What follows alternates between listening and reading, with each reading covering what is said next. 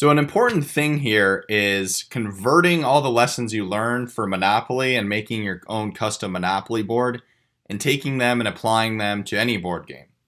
And really what you're doing here is the same thing you do when you come up with a theme and you convert that theme into the board game. You want to look for analogies.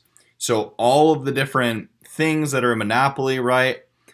They are analogous to different pieces in different board games. So for instance, in Settlers of Catan, you have cities and towns instead of hotels and houses, right? So it's a slight difference, and they do have different meanings too.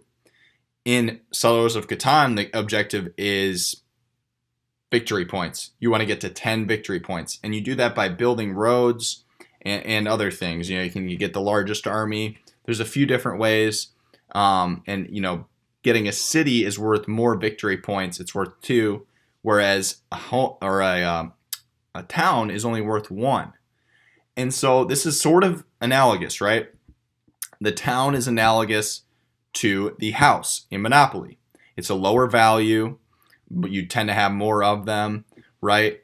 And so if I were to make a Knowledgeopoly or Settlers of Knowledge, right, you could say, then I would make it libraries and universities, would then replace towns and cities.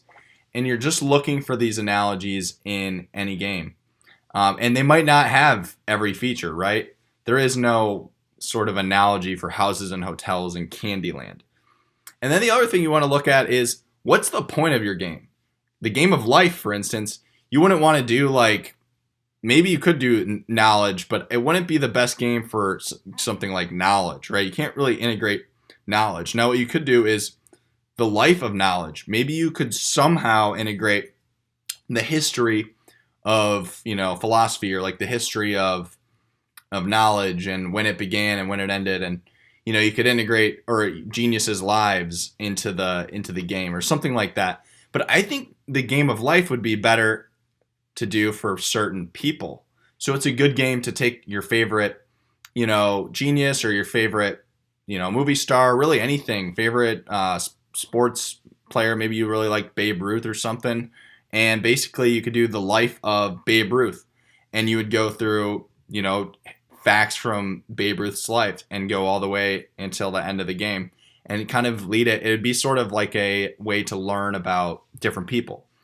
And you could do this, but you could do the same thing for Star Wars. You could do the life of a Jedi and have it be, these different things that, Luke Skywalker goes through, or Anakin Skywalker, depending on which way you want to look at it.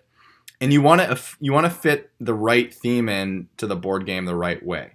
So the pieces will change, the cards will change, but the basic lessons you learn here behind designing the cards, designing the game pieces, ultimately stays the same.